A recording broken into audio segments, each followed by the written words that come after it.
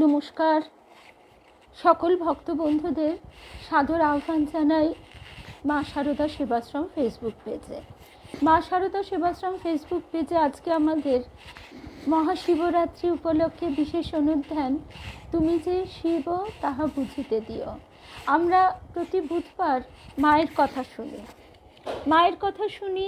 আর মায়ের কথা শুনতে শুনতে আজকে আমরা শিবের অনুধ্যান করব বটে, কিন্তু প্রথমেই যে কথাটি মনে হয়, শিব ও শক্তি অভেদ। ঠাকুর এই শিব ও শক্তি অভেদ বোঝাবার জন্য আমাদের বলছেন, যেমন সাপ স্থির থাকলেও সাপ, আবার যখন তির্যক গতি এঁকে বেঁকে চলছে তখনও সাপ। আবার বলছেন স্থির সমুদ্রের জল স্থির থাকলেও জল, আবার যখন তার তরঙ্গ ভঙ্গ তখন তার শক্তির প্রকাশ। এইভাবে আমরা ব্রহ্ম ও তার শক্তি, শিব ও শক্তিকে অভেদ যতটুকু বুঝতে পারি, ঠাকুর কৃপা করে আমাদের যতটুকু সহজভাবে বুঝিয়ে দিয়েছেন ততটুকুই আমাদের বোধে আসে। তাই আজকে আমাদের প্রার্থনা, তুমি যে শিব তাহা বুঝিতে দিও। তিনি আমাদের যদি সেই বোধ না করান, তাহলে আমরা যতই বই পড়ি না কেন কিছুতেই সেই প্রত্যক্ষ অনুভূতি আসে না। আর ধর্মের ক্ষেত্রে প্রত্যক্ষ অনুভূতিটি হচ্ছে প্রধান। তা আজকে আমরা সেই প্রসঙ্গে আসব। ঠাকুর মায়ের শ্রীচরণে সাষ্টাঙ্গ প্রণাম নিবেদন করে, শ্রী গুরুকে স্মরণ করে শুরু করছি আজকের প্রসঙ্গ। শুভ সন্ধ্যা চিনুদি। সকল ভক্ত বন্ধুদের শুভ সন্ধ্যা জানাই। আর স্বামীজি ভারী সুন্দর একটি কথা বলছেন যে ঈশ্বর নিরাকার, ঈশ্বর এক মহা চৈতন্য, বিরাট শক্তি। তাকে আমাদের ইন্দ্রিয়াদির মধ্যে দিয়ে যাতে আমরা বুঝতে পারি, তাই তিনি সাকার রূপে, অবতার রূপে অবতীর্ণ হন। আর এই যে অবতীর্ণ হয়েছেন আমাদের ঠাকুর, তিনি একাধারে শিব, নারায়ণ, ব্রহ্মা, অর্থাৎ ব্রহ্মা বিষ্ণু মহেশ্বরের মিলিত রূপ। ঠাকুরের জন্মকথা স্মরণ করলেই আমাদের স্মরণে আসে যে যুগিতের শিব মন্দিরের সামনে মা দাঁড়িয়ে আছেন, চন্দ্রমণি মা, আর তরঙ্গাকারে সেই জ্যোতির ঢেউ ক্রমে তার উদরে প্রবেশ করছে। তিনি জ্ঞান হারিয়ে পড়ে গেলেন। পাশেই দাঁড়িয়েছিলেন ধনী কামারনি, পারমিতা। শুভ সন্ধ্যা। পারমিতাকে মানে আজকে ভাবতেই পারিনি পাবো, কেননা সে গুলো একটু ফ্যানটা বাড়িয়ে দেন, কারণ পারমিতা এক বিরাট ব্যস্ততার মধ্যে দিয়ে চলছে। অনেক অনেক ভালোবাসা পারমিতা। আচ্ছা, আমরা যে প্রসঙ্গে ছিলাম আবার ফিরে আসি। এইভাবে মা চন্দ্রমণি দেখছেন যে তরঙ্গাকারে জ্যোতির ঢেউ এসে তার উদরে প্রবেশ করলো এবং উদরটি ভারী বোধ হতে লাগলো। তিনি জ্ঞান হারিয়ে ফেললেন। পাশেই দাঁড়িয়েছিলেন ধনী কামারনি, তিনি কিন্তু কিছুই বুঝতে পারলেন না। তারপরে পিতা ক্ষুদিরামের কথা যদি আমরা চিন্তা করি, তিনি গয়াধামে গেছেন, সেখানে দেখছেন শঙ্খচক্র গদা পদ্মধারী সেই পূর্ণ ব্রহ্ম নারায়ণ। তিনি তাকে স্বপ্নে দর্শন দিয়ে বলছেন, আমি তোমার ঘরে আসছি। সত্যনিষ্ঠ সরল ব্রাহ্মণ ক্ষুদিরাম বলছেন যে প্রভু, আপনি দর্শন দিয়েছেন, এই তো অনেক, এ আমার বহু জন্ম জন্মান্তরের পরম সৌভাগ্য, কিন্তু আপনাকে আমি আমার এই কুটিরে, ক্ষুদ্র গরিব ব্রাহ্মণের কুটিরে কিভাবে আপনাকে আমি সেবা করব। তিনি তখন বলছেন যে তিনি তাকে যা দিয়ে যেভাবে সেবা করবেন তাই তিনি গ্রহণ করবেন। আবার আমরা জানি যে শিব তিনিও একটি বেলপাতাতেই তুষ্ট হন। নারায়ণও তাই। কৃষ্ণ তিনি দুর্যোধনের রাজভোগ ত্যাগ করে তিনি বিদুরের খুদ খেয়েছিলেন। অর্থাৎ এই যে ভালোবাসা, ভক্ত ও ভগবানের এই ভালোবাসার সম্পর্কটি আমাদের প্রার্থনা, যেন আমরা তাকে ভালোবাসতে পারি। আমরা যদি তাকে ভালোবাসতে না পারি তাহলে আমাদের মনুষ্য জন্মটাই বৃথা হয়ে যায়। ভালোবাসার মধ্যে দিয়েই তো তিনি ভক্তের কাছে আসেন। এখানে একটা খুব সুন্দর গল্প মানে ঘটনা দিয়ে শুরু করি। স্মৃতিকথা স্বামী বাসুদেবানন্দজি মহারাজ বলছেন। আর আজকে যেহেতু আমাদের ওই মায়ের কথা দিয়েই তাই শুরু করছি, তারপর আমরা পরের প্রসঙ্গে আসছি। স্বামী বাসুদেবানন্দজি মহারাজ তিনি স্মৃতিচারণ করছেন। উদ্বোধনে একদিন পুজোয় বসে বানেশ্বর শিবকে স্নান করাবার সময় আমার হাত পিছলে পড়ে গিয়ে বানলিঙ্গ গড়গড় করে গড়িয়ে গেল। আমি আতঙ্কিত হয়ে উঠে দৌড়ে গিয়ে তাকে তুলে এনে যথাস্থানে গৌরীপট্টে স্থাপন করলাম।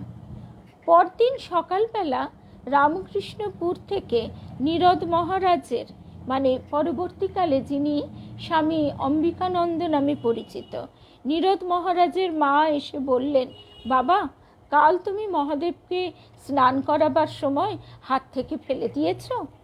আমি লজ্জিত হয়ে বললাম, মা, আপনি জানলেন কেমন করে? তিনি বললেন, কাল স্বপ্নে দেখি একটি 5 বছরের ধবধবে ছেলে, মাথায় ছোট ছোট জটা, ন্যাংটো, নাচতে নাচতে এসে বলছে আমায় ফেলে দিয়েছে। শ্রী শ্রী মা শারদা সামনে পা ছড়িয়ে বসেছিলেন, কার সঙ্গে কথা বলছিলেন, কিন্তু তিনি সব শুনেছেন। ভয়ে, স্বামী বাসুদেবানন্দজি মহারাজ বলছেন, ভয়ে আমি তখন গুরু কৃপাহি কেবলম জপ করছি, বুকের ধকধকানি নিজেই শুনতে পাচ্ছি। মা নীরদ মহারাজের মায়ের দিকে তাকিয়ে বললেন, ছোট ছেলেরা অমন কত পড়ে খেলতে গিয়ে। তারপর হেসে বানেশ্বরের দিকে তাকিয়ে বললেন, তুমি বাবা অষ্টমূর্তিতে জগৎ ছেয়ে রয়েছ, ও অতটুকু ছেলে তোমায় ধরে রাখবে কেমন করে? আমি মনে মনে বুঝলাম, স্বামী বাসুদেবানন্দজি মহারাজ বলছেন, আমি মনে মনে বুঝলাম, শিব হৃষ্টে গুরু স্ত্রাতা, গুরু হৃষ্টে ন কশ্চন। যোগেন মা বললেন, এবার থেকে সাবধান হবে। আমি 3 জনকেই নমস্কার করলাম। যে গুরু রুষ্ট হলে কেউ রক্ষা করতে পারেন না। শিব রুষ্ট হলে গুরু ত্রাতার ভূমিকায় অবতীর্ণ হন। আবার গুরু ব্রহ্মা গুরু বিষ্ণু গুরুর্দেব মহেশ্বর গুরুরেব পরং ব্রহ্ম তস্मै শ্রী গুরবে নমঃ। গুরুই শিব। শিব কথার অর্থই বা কি, সেইটা একটু আমরা এবার বোঝার চেষ্টা করি।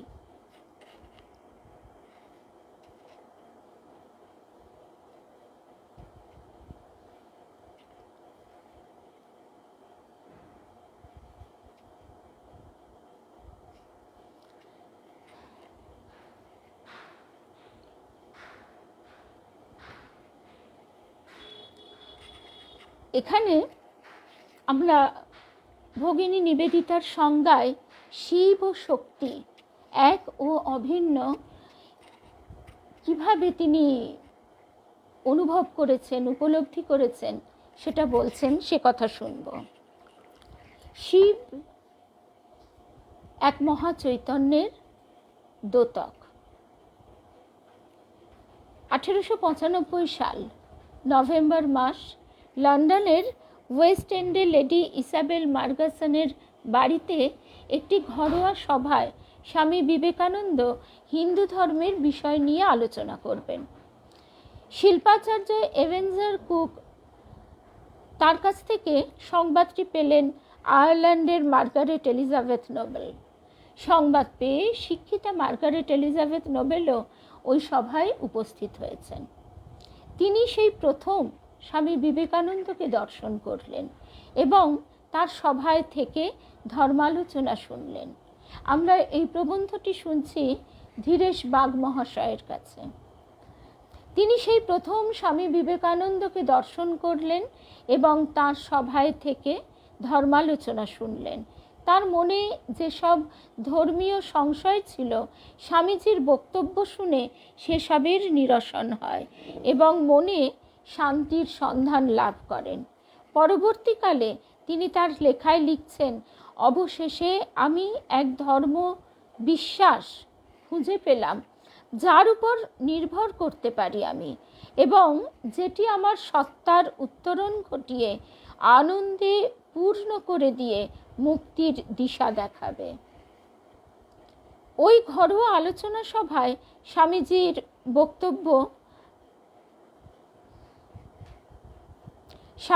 বক্তব্য ব্যক্ত করার সময় স্বামীজি বারবার শিব শিব ধ্বনি উচ্চারণ করছিলেন।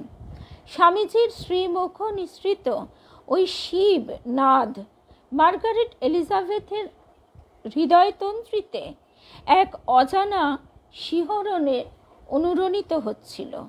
এই সম্বন্ধে তিনি তার the master as I saw him এই বইটিতে লিখছেন, যখন তিনি বললেন ঈশ্বর প্রকৃতপক্ষে নিরাকার, কিন্তু ইন্দ্রিয়রূপ কুহেলিকার মধ্যে দিয়ে দেখার জন্য সাকার রূপে প্রতিভাত হন, তখন ভাবটির সৌন্দর্যে আমরা মুগ্ধ ও স্তম্ভিত হলাম। স্বামীজির এইসব উপদেশমূলক বক্তব্যে উদ্বুদ্ধ হয়ে সেই সময় তিনি মার্গারেট গুরুর পদে বরণ করে নিয়েছিলেন। স্বামীজিও তার সঙ্গে পরিচিত হবার পর তার অন্তর্ভেদী দৃষ্টি দিয়ে খুঁজে পেয়েছিলেন ভারতের জন্য, বিশেষ করে ভারতের নারী সমাজের জন্য যে নিজের জীবনকে উৎসর্গ করতে পারবে এমন একজনকে। শুভ সন্ধ্যা দেবযানী, মমতা বিলাসপুরের দিদি, শুভ সন্ধ্যা। প্রথম দর্শনের পর প্রায় 2 বছর 2 মাস পরে 1898 সালে 28 জানুয়ারি স্বামীজির আহ্বানে মার্গারেট এলিজাবেথ নোবেল ভারতের রাজধানী কলকাতায় পদার্পণ করেন। গত 2 বছরে স্বামীজির সঙ্গে তার বেশ কিছু পত্র বিনিময় হয় এবং ওইসব পত্রের মাধ্যমেই তার মানব জমিনে ক্ষেত্র প্রস্তুত হতে থাকে। 1896 খ্রিস্টাব্দের 7 জুন মার্গারেট এলিজাবেথ নোবেলকে একটি চিঠিতে স্বামীজি লিখছেন, যারা জগতে সবচেয়ে সাহসী ও বরেণ্য, তাদের চিরদিন বহুজন হিতায় বহুজন সুখায় আত্মবিসর্জন করতে হবে। শুভ সন্ধ্যা সোমা। তোমার মধ্যে একটা জগৎ আলোড়নকারী শক্তি রয়েছে, ধীরে ধীরে আরও অনেক শক্তি আসবে। স্বামীজি পরের বছর 20 জুন আরেকটি চিঠিতে লিখছেন, স্বার্থ ত্যাগ করে অপরের হিতে কাজ করতে গেলে শুধু হৃদয়েরই ভেতর দিয়ে সকলের মর্মস্থল স্পর্শ করতে পারা যায়। স্বামীজিকে এইভাবে তিনি যতই জানছেন, চিনছেন, বুঝছেন সিস্টার নিবেদিতা এলিজাবেথ, ততই তার উপলব্ধি হচ্ছে স্বামীজি একজন আর 5টা সাধারণ মানুষের মতো নন। তিনি শিব স্বরূপ। তিনি শিব স্বরূপ, অর্থাৎ আমাদের যে আধার, আমাদের দেহটা মানুষের আকৃতি হলেও আমাদের ভিতরে যে পশুত্ব আছে সেটিকে আমাদের মনুষ্যত্বে উত্তীর্ণ করা এবং মনুষ্যত্ব থেকে দেবত্বের পথে এগিয়ে চলা, এইটি তো আমাদের লক্ষ্য। অর্থাৎ আরও ছোট করে বললে জীবত্ব থেকে শিবত্বের পথে এগিয়ে চলা। আমাদের গুরুদেব বলতেন যে আমি শুয়ে পড়ছি, তোরা আমার ওপর দিয়ে ঠাকুরের কাছে চলে যা। তো অর্থাৎ এবং এইটি গুরুদেব চাইতেন গুরুদক্ষিণা। বলতেন গুরুদক্ষিণা মানে টাকা পয়সা নয়, গুরুদক্ষিণা মানে তুমি নিজেকে জীবত্ব থেকে শিবত্বের পথে এগিয়ে নিয়ে যাবে। শুভ সন্ধ্যা লক্ষ্মী। শিব শুধু প্রলয়ই করেন না, তিনি সৃষ্টি স্থিতিরও অধিদেবতা। আচার্য শঙ্কর তার বেদসার শিবস্তোত্রমে 10ম শ্লোকে লিখছেন, হে কাশীপতি, একমাত্র তুমি করুণাবশত এই জগতের ধ্বংস, পালন ও সৃজন করছো, তুমিই মহেশ্বর।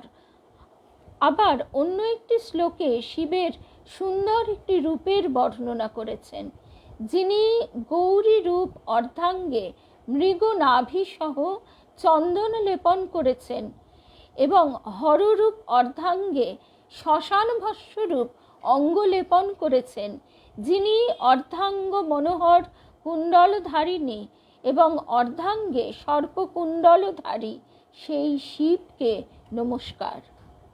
এই শ্লোকে আচার্য শঙ্কর শিবের অনুপম রূপ বর্ণনা করেছেন। একই অঙ্গে দুই রূপ, একদিকে স্বয়ং শিব, অন্যদিকে শক্তি। একই অঙ্গে দুই রূপের অধিষ্ঠান অতুলনীয় এবং মনোহর। ভগবান শ্রী রামকৃষ্ণের একটি কথা এই প্রসঙ্গে আমরা বোঝার চেষ্টা করি। ঠাকুর বলছেন, অবতার লীলা এসব চিৎশক্তির ঐশ্বর্য। যিনি ব্রহ্ম তিনি আবার রাম, কৃষ্ণ, শিব। যারা সাধন ভজন করেন তাদের মননে এই উপলব্ধি হয় ব্রহ্ম ও শক্তি অভেদ এবং শিব ও শক্তি একই অঙ্গে, ওই দুই রূপ তাদের হৃদকমলে পরিস্ফুট হয়ে ওঠে। তো আমরা অনেক ক্ষেত্রেই দেখতে পাই, শুভ সন্ধ্যা সঙ্গীতা, প্রিয়াঙ্কা, শুভ সন্ধ্যা, অনেক ক্ষেত্রেই আমরা দেখতে পাই ঠাকুর বলছেন যে তিনি এবং মা অভেদ। পরবর্তীকালে আবার শ্রী শ্রী মাও বলছেন তিনি এবং ঠাকুর অভেদ। তিনি এই কথাটা তার সন্তানকে বলে দিচ্ছেন, দীক্ষিত সন্তানকে। সে তখনও হয়তো সেটি বোঝার উপযুক্ত নয়, কিন্তু গুরু বাক্য অন্তরে মন্থন করতে করতে তার ভিতরে এই পরম সত্যটি উদ্ভাসিত হয়ে ওঠে।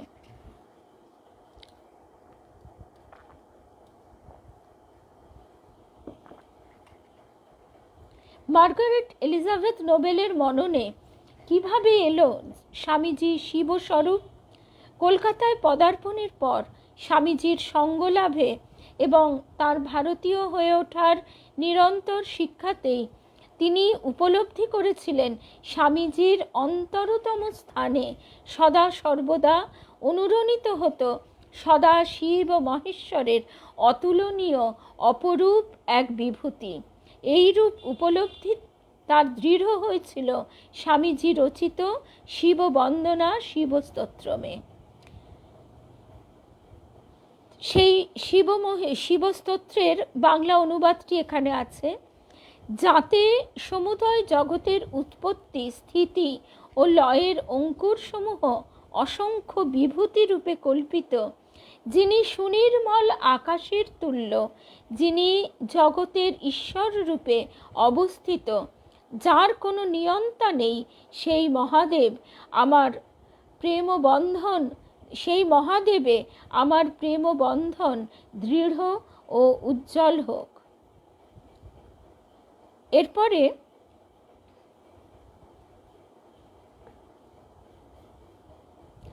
আমরা আরেকটি প্রসঙ্গে আসব। সেখানে আমরা দেখছি ঠাকুরের কথা, এই প্রসঙ্গটি আমরা শুনব।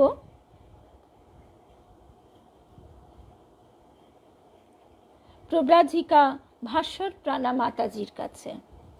কারণ ঠাকুর আমাদের যে এই একটি অপূর্ব শিক্ষা, অপূর্ব মন্ত্র দিলেন, সেটি কি? শিব জ্ঞানে জীব সেবা।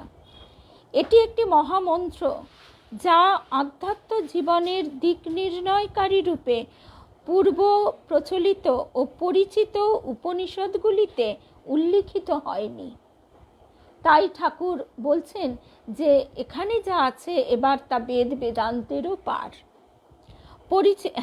কথামৃতকার শ্রী শ্রী রামকৃষ্ণ কথামৃতের 4th খণ্ডে লিখছেন, দু একটি কথা উচ্চারিত হইল ঠাকুরের মুখ থেকে, যেন বেদ বাক্য, যেন দৈব বাণী, অথবা যেন অনাহত শব্দের একটি দুটি ধ্বনি কর্ণকুহরে প্রবিষ্ট হইল।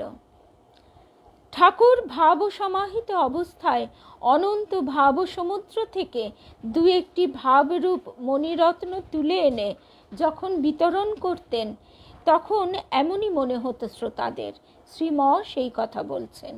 এরকমই একদিন ভাবস্থ অবস্থায় ঠাকুর বলে উঠেছিলেন, জীবে দয়া নয়, দয়া করবার তুই কে রে শালা, শিব জ্ঞানে জীব সেবা। কথাগুলি সেখানে উপস্থিত নরেন্দ্রনাথের কর্ণগোচর হয় এবং তার চিন্তা জগতে এক অপূর্ব আলোকপাত করে। জগন্মাতার জগৎ কল্যাণকারী যে কাজের জন্য সপ্ত ঋষি লোক থেকে রামকৃষ্ণদেব তাকে আহ্বান করে এনেছিলেন, তার যেন শুভারম্ভ ঘটালেন এই অভিনব মন্ত্রোচ্চারণের মাধ্যমে। শুধু তার শ্রবণে নয়, প্রাণে যেন প্রথিত করে দিলেন এই সাধন মন্ত্রটি।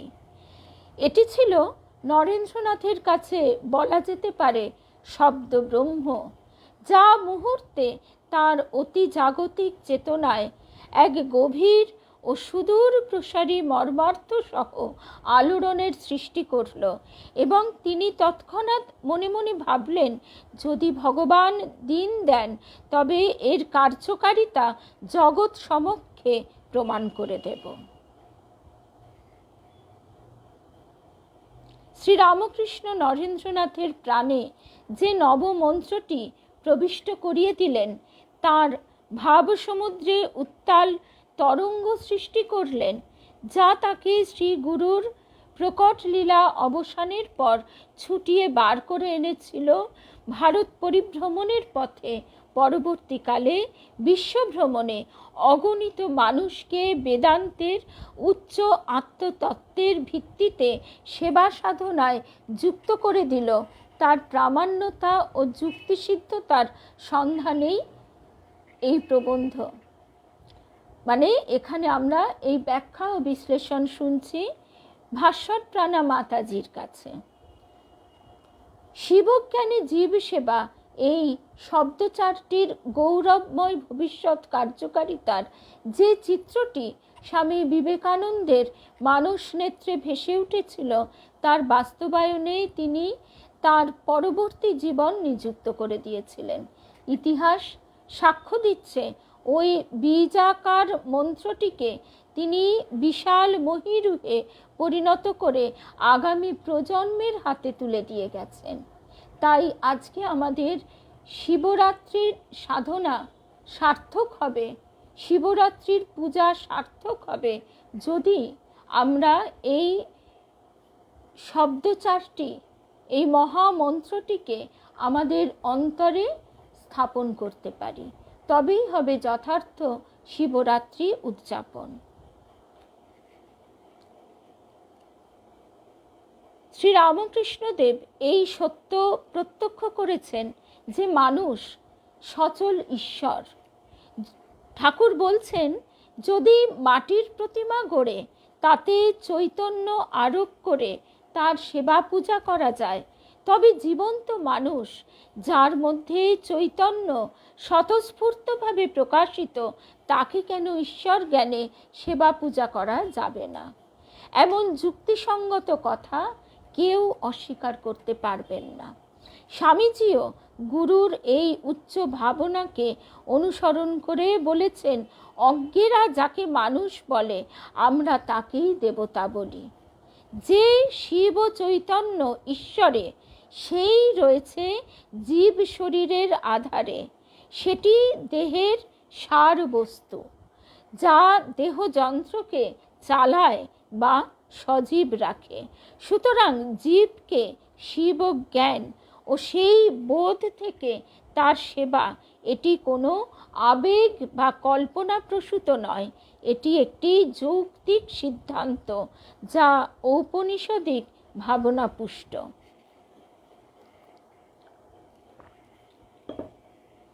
শ্রী শ্রী চণ্ডীতে দেবতারা মহামায়ার স্তবে বলেছেন, ইয়া দেবী সর্বভূতেষু চেতনেত্ব ভিধীয়তে।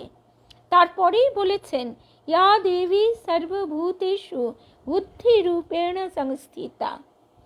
এবং মহামায়া যে সৃষ্টির মধ্যে দিয়ে তার চৈতন্য শক্তির বিস্তার ঘটাচ্ছেন জীব শরীর ও মনের ক্রিয়ায়, সে কথা বেশ স্পষ্টভাবেই দেবতারা এই অপরাজিতা স্তবে জানাচ্ছেন। সুতরাং সৃষ্টি মানেই সেই একক চৈতন্য শক্তির বিশ্ব বিস্তার। এই সত্যের উপলব্ধি শ্রীরামকৃষ্ণদেবের দীর্ঘকাল ব্যাপী কঠোর তপশ্চর্যার অমৃত ফল, যা তিনি আমাদের দিয়ে গেছেন। যাতে ঈশ্বর দর্শনের সঙ্গে তার জগৎ ব্যক্তিত্বেরও প্রত্যক্ষ দর্শন হয়েছিল। ঠাকুর দেখেছিলেন মানুষ, জীব, জন্তু, কীট, পতঙ্গ, গাছপালা, কাঠ, পাথর, অন্ন, ব্যঞ্জন, সর্ববস্তুতে সেই একই চৈতন্য ওতপ্রোতভাবে রয়েছে। তার ভাষায় যেন সব জোরে রয়েছে। শ্রী শ্রী মাও ঠিক একই কথা বলছেন। এই বিশ্বরূপ দর্শন রামকৃষ্ণদেবকে উদ্বুদ্ধ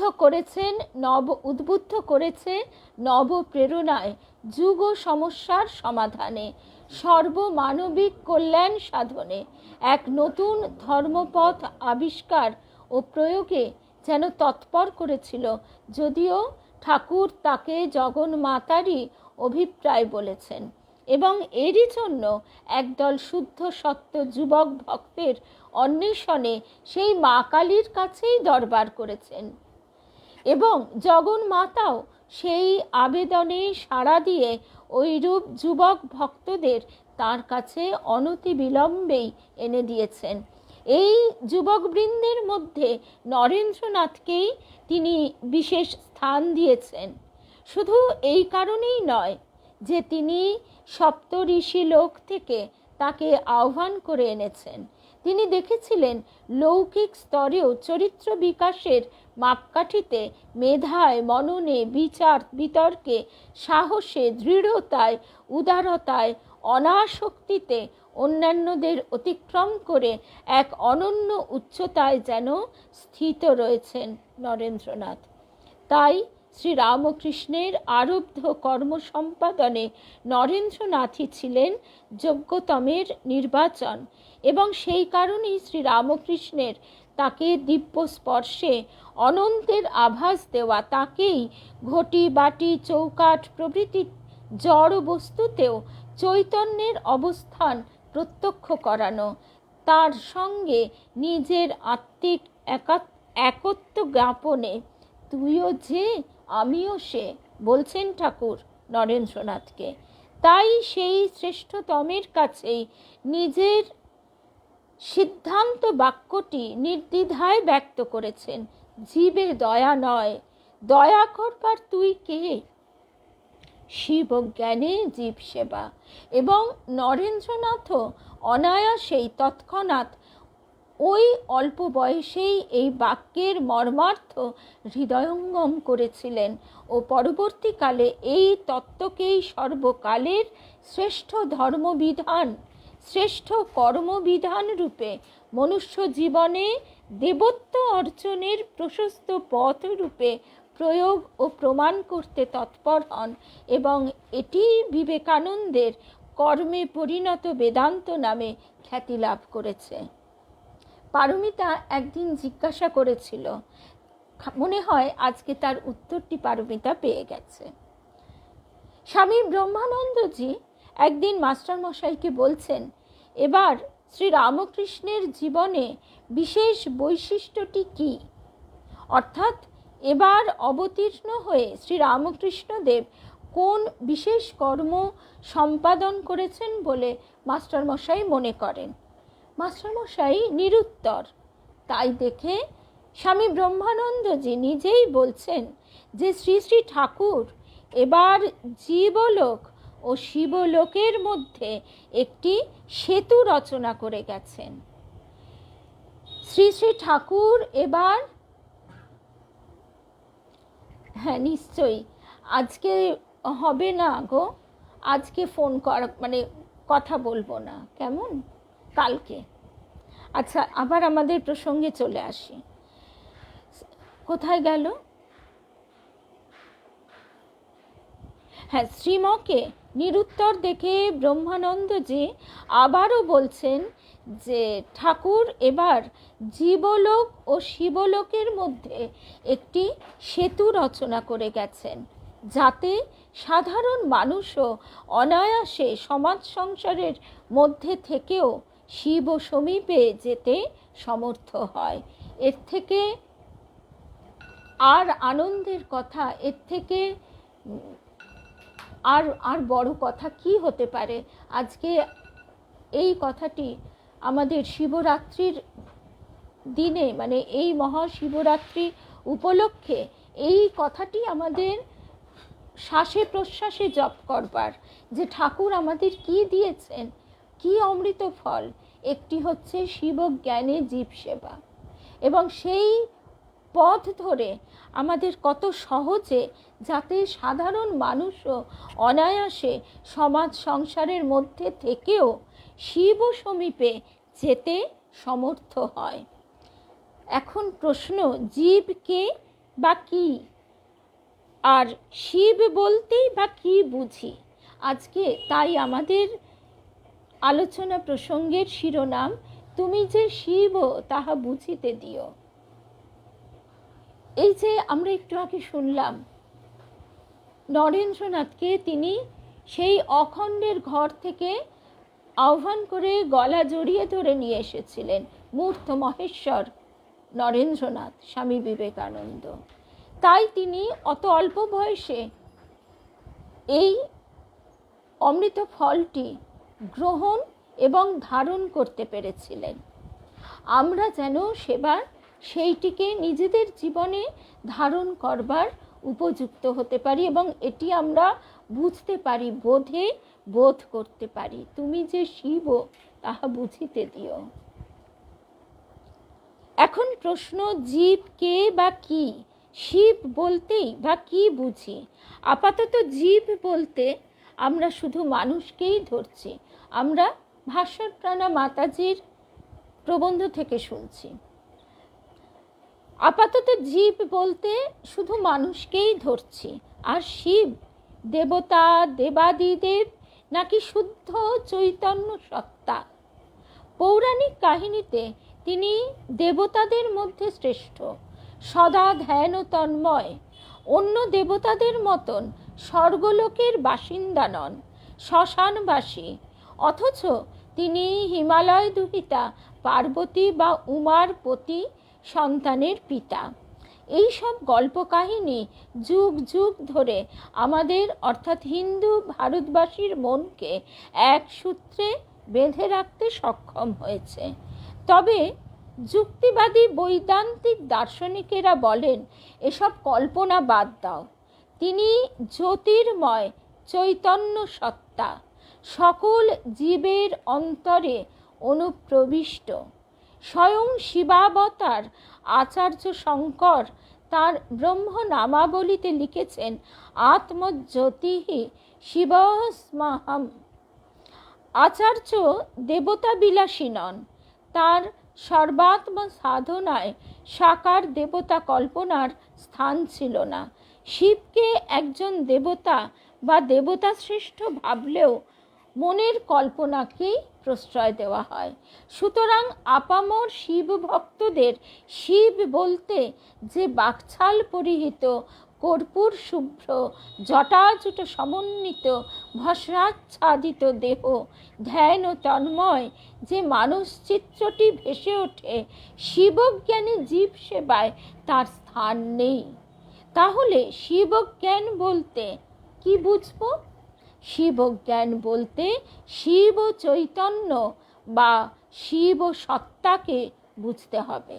নরেন্দ্রনাথ, যিনি হিন্দু পূজা অর্চনায় আজন্ম লালিত, নিজ গৃহে সাকার শিবলিঙ্গের পূজা দেখতে জন্মাবধি অভ্যস্ত, তিনি শ্রীরামকৃষ্ণের ওই বাক্যটি শ্রবণ মাত্রই তার অন্তর্নিহিত গূঢ় তত্ত্বটি হৃদয়ঙ্গম করে তাকে জগতের ক্ষেত্রে কার্যকরী করার ইচ্ছায় ভগবানের কাছে সুদিনের প্রার্থনা করেন, অর্থাৎ ক্ষেত্র প্রস্তুত হওয়ার প্রার্থনা করেন। কি অপূর্ব, মানে স্টেপ বাই স্টেপ আমরা যেন শিবের দিকে এগিয়ে যেতে পারি, এবং সেই বোধের দিকে আজকে আমরা এই প্রবন্ধটির মধ্যে দিয়ে একটু একটু করে সেই বোধের ভিতরে প্রবেশ করছি। এবার তাকে নিজেদের ভিতরে প্রতিফলিত করা, সেই কর্মকে নিজেদের ভিতরে আত্মীকরণ করে ফুটিয়ে তোলা।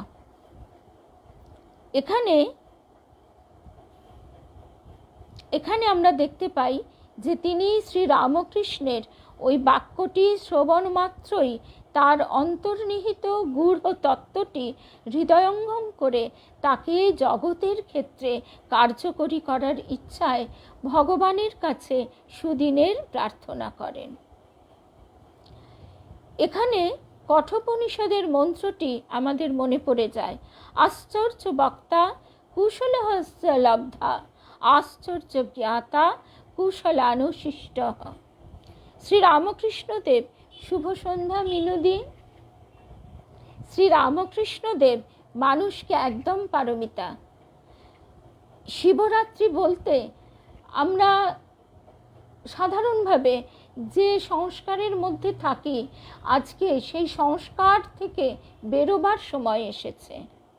তিনি এইভাবে আমাদের অন্তরের আলোকে জ্বালিয়ে দিচ্ছেন। আমরা শিবের কাছে ওই কল্যাণ কামনায় মোমবাতি জ্বালছি, এটি একটি বাহ্যিক আচার অনুষ্ঠান মাত্র। সেই আলো আমাদের অন্তরে জ্বালতে হবে। শ্রী রামকৃষ্ণদেব মানুষকে দেখতে বলেছেন শিব রূপে।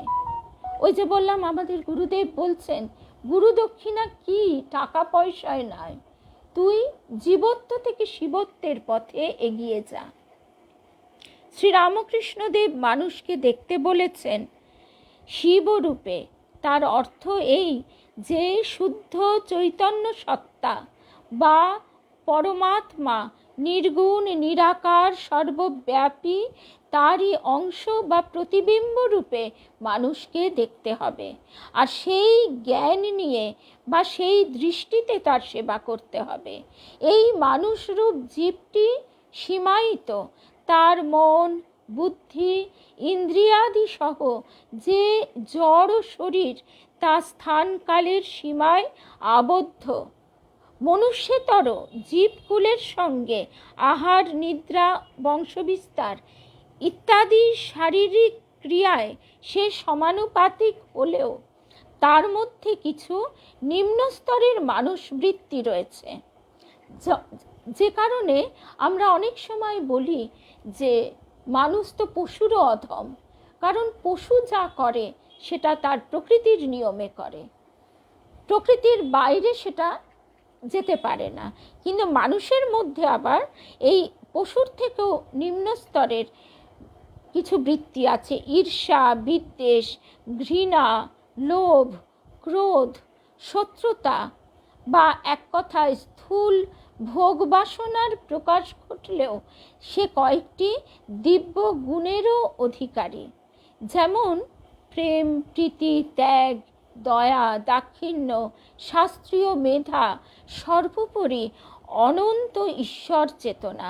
ঠাকুর তাই বলেছেন, মানুষ কি কম গা, সে অনন্তকে চিন্তা করতে পারে। কোনো কোনো পাশ্চাত্য দার্শনিক, যেমন ডেকার্টের মতে, ঈশ্বরের ধারণা মানুষের সহজাত ধারণা।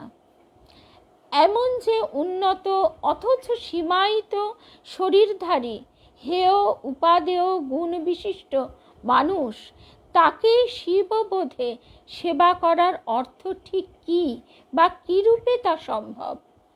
আমরা দেখেছি আমাদের সমাজে ধর্মীয় আচরণের অঙ্গ হিসাবে কোনো কোনো বিশেষ শক্তি উপাসনায়, দুর্গা, জগদ্ধাত্রী ইত্যাদি পূজায় একটি কুমারী কন্যাকে দেবীর মতো সজ্জিত করে দেবীর প্রতীক রূপে যথাবিধি পূজা করার প্রচলন রয়েছে। এটি খুবই একটি উন্নত প্রথা বা রিচুয়াল। জীবন্ত মানুষে দেবত্ব আরোপ করে তার পূজা, এটি আমাদের শাস্ত্রীয় ভাবনারই অন্তর্গত রূপে দেখা যেতে পারে। ঈশাবস্যমিদং সর্বম। কিন্তু এই পূজার ক্ষেত্রে দেবীর বিগ্রহ ও কুমারী কন্যা উভয়ই অবয়ব বিশিষ্ট, তাই স্থূল দৃষ্টিতেই তাদাত্ম্য সম্পর্কটি বোধগম্য হয়। কিন্তু শিবজ্ঞানে জীব সেবার ক্ষেত্রে এই সহজবোধ্যতা নেই। সেখানে আমরা একটি মেয়েকে সেই সময়ে দেবী সাজিয়ে সেইভাবে পূজা করছি, কিন্তু যখন আমরা এই মন্ত্রটিকে আমাদের অন্তরে জপ করতে করতে সেটিকে একেবারে শিলমোহরের ছাপ দিতে পারবো, শিবজ্ঞানী জীব সেবা সেটি কিন্তু সহজ নয়। বলছেন ভাস্বরপ্রাণা মাতাজি, মোটেই সহজবোধ্যতা নেই। সেখানে শিব সত্তা বা শুদ্ধ চৈতন্য সত্তা ও মানব চৈতন্যের একত্ব ভাবনা বা ধারণা করাই তার সেবা। এটি খুবই অ্যাবস্ট্রাক্ট বা নৈর্ব্যক্তিক ধারণা। রূপের সীমা পেরিয়ে অরূপের অনুসন্ধান ও তাকে চিন্তা করা খুবই কঠিন, যা দীর্ঘ অনুশীলন বা সাধনা সাপেক্ষ। আমি যদি আমার মধ্যে শিব সত্তার জ্ঞান লাভ না করি, তবে অন্যকে সেই বোধে সেবা করা যাবে না। সেখানে সেব্যকে একজন মানুষ ভেবেই অগ্রসর হতে হবে। তার অন্তর্লীন দিব্য আত্মার বা চৈতন্যের খোঁজ না করে, এবং সেক্ষেত্রে কি হবে, সেবা বা পূজা ব্যর্থ হবে। অর্থাৎ আমি যখনই ভাবব আমি কোনো মানুষের সেবা করছি, তখনই সেই সূক্ষ্ম বোধটিতে আমি যদি পৌঁছতে না পারি, আমার ভিতরে একটি অহং জাগ্রত হতে থাকবে।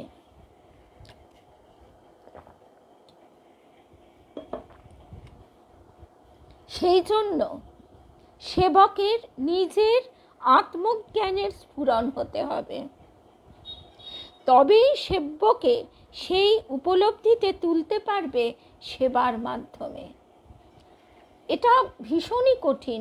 আমরা সেবা করতে গিয়ে বিরক্ত হয়ে যাই, আমরা সেই সূক্ষ্ম বোধে স্থিত থাকতে পারি না। হয়তো কিছুক্ষণের জন্য পারলাম, কিন্তু ওই চেষ্টা বারে বারে, এই অনন্ত পথ চলা কঠিন বলে, পারছি না বলে থেমে থাকলে তো কোনো দিনই হবে না। সেই কারণে এখানে যে কথাটি বলা হচ্ছে যে সেবকের নিজের আত্মজ্ঞানের স্ফুরণ হতে হবে। সুতরাং এই মন্ত্রটির সাধন উভয়কেই উন্নত মার্গে স্থিত করবে। আমাদের ঋষিরা তাই সর্বজ্ঞানের সোপান রূপে ঘোষণা করেছেন, আত্মানং বিদ্ধি, আত্মাকে জানো বা নিজেকে জানো। শ্রীরামকৃষ্ণদেবের মতে নিষ্কাম কর্ম ঈশ্বর প্রণিধান দ্বারা মন বুদ্ধি শুদ্ধ হলে তখনই সে এইরূপ সেবা কাজে সমর্থ হয়। সুতরাং সিদ্ধান্ত এই যে আত্মজ্ঞানযুক্ত শুদ্ধ চিত্তই জীব শিব তত্ত্বটি আয়ত্ত করতে পারে। তবে আমরা ভক্তিপথে এই ভাবটি সহজে গ্রহণ করতে পারি। এতক্ষণ তো আমরা তত্ত্ব কথা শুনলাম, কিন্তু ভক্তিপথে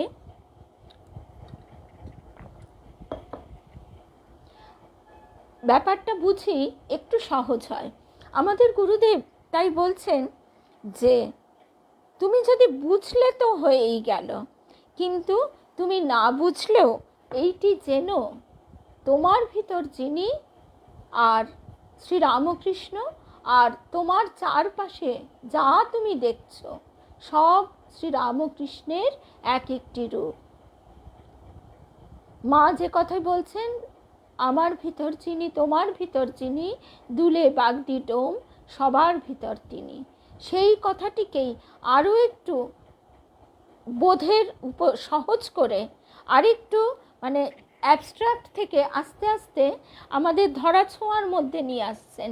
বাচ্চারা কি হয়, আমরা বাচ্চাদের এবিসিডি যখন শেখাই, তাদের প্লাস্টিকের বা কাঠের এবিসিডি কিনে দিই, 1 2 কিনে দিই, তারা নাড়াচাড়া করে, তাতে তাদের বেশ ভেতরে সেটা বসে যায়।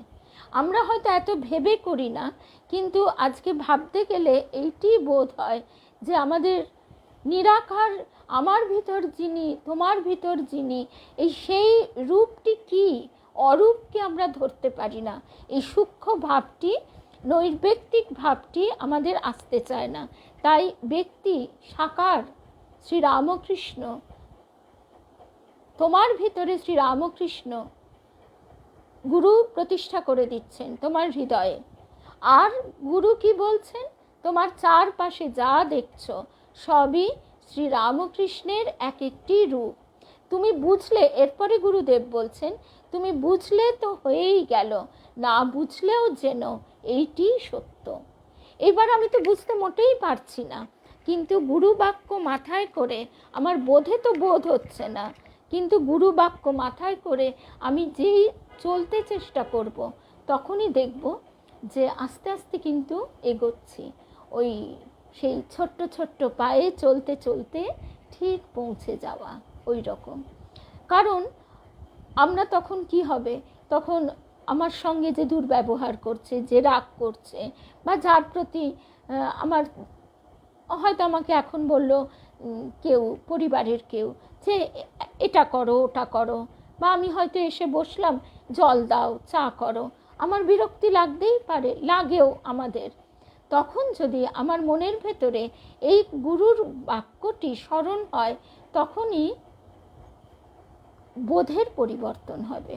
তখনই মনে হবে তুমি যা দেখছো তোমার চারপাশে সবই শ্রীরামকৃষ্ণের এক একটি রূপ। এই বোধটি বারে বারে জপতে জপতে, স্মরণ মনন করতে করতে আমরা এগোতে শুরু করব। তাহলে আজকে এই বোঝার যে চেষ্টাটা আমরা করলাম, তুমি যে শিব তাহা বুঝিতে দিও, এই প্রার্থনাটিও রাখলাম। আর আজকের মতো প্রসঙ্গও শেষ করছি। দুর্গা মায়ের কথা আজকে আর অনুধ্যান হবেও না, সময়ও নেই।